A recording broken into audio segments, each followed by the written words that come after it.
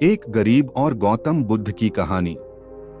हमेशा दुखी रहने वाले लोग जरूर देखें ये वीडियो। हर हर महादेव। दोस्तों, एक बार की बात है, एक समय एक गांव में गौतम बुद्ध आकर शरण लिए हुए थे। काफी लंबा सफर तय करने के बाद बुद्ध थोड़ा आराम कर रहे थे, परंतु लोग इनसे अपनी समस्या का हल मांगने के लिए हमेशा पहुंचे रहते थे। ऐसे में जहां भी वह रुकते वहां लोग लंबी कतार में जमा हो जाते और उनको अपनी समस्या बताते और बुद्ध उसका समाधान करते थे। उसी गांव में एक सड़क के थोड़ा किनारे पर एक भिखारी बैठा करता। वह यह रोज देखता कि लोग अपने दुख दर्द और अपनी गंभीर से गंभीर रूपी समस्या को लेकर आते हैं, और जब वहां से जाते हैं तो उनका चेहरा बेहद खिलखिला रहा होता है। वे मुस्कुरा रहे होते हैं और नए जोश के साथ भरे दिखते हैं। भिखारी के मन में यह विचार आया कि क्यों न वह भी बुद्ध के पास जाए, उन्हें अपना हाल कह सुनाए। परंतु वह डरता था। इसके बाद एक दिन गहरे चिंतन के बाद वह भिखारी बुद्ध के पास गया। लोग लंबी लाइन में खड़े रहते और एक एक करके अपनी समस्या का समाधान लेकर वहां से चले जाते। ऐसे में गौतम बुद्ध के चेहरे पर सदा मुस्कान रहती और वे हमेशा इसी तरह समस्या का हल बताते।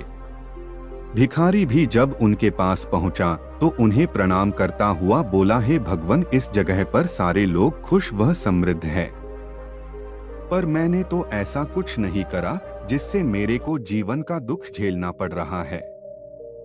फिर मैं इतना गरीब और निर्धन व्यक्ति क्यों हूँ?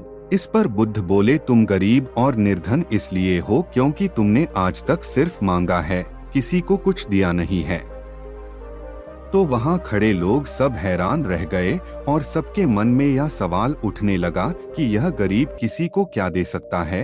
इस पर गरीब भिखारी ने बोला कि भगवान, मैं खुद भीख मांगकर गुजारा करता हूँ, भला मैं किसी को क्या दे सकता हूँ। भगवान बुद्ध थोड़ी देर चुप रहे, फिर चुप्पी तोड़कर बोले कि तुम्हारे पास बहुत कुछ है देने को। ईश्वर ने तुम्हें बहुत कुछ दिया है बांटने के लिए, जिसमें सबसे पहले तुम्हारे यह दो हाथ है, जिससे तुम लोगों की मदद या सेवा के लिए इस्तेमाल कर सकते हो। तुम्हारे पास मुस्कुराहट है, जिसे देकर तुम दूसरों में नई ऊर्जा का संचार कर सकते हो। मुंह से दो मीठी बातें बोल सकते हो। ईश्वर ने जिसको यह तीन चीजें दी है, उसको कभी कोई निर्धन और दुखी नहीं कर सकता है। निर्धन होने का विचार तो सिर्फ हमारे मन में पनपता है।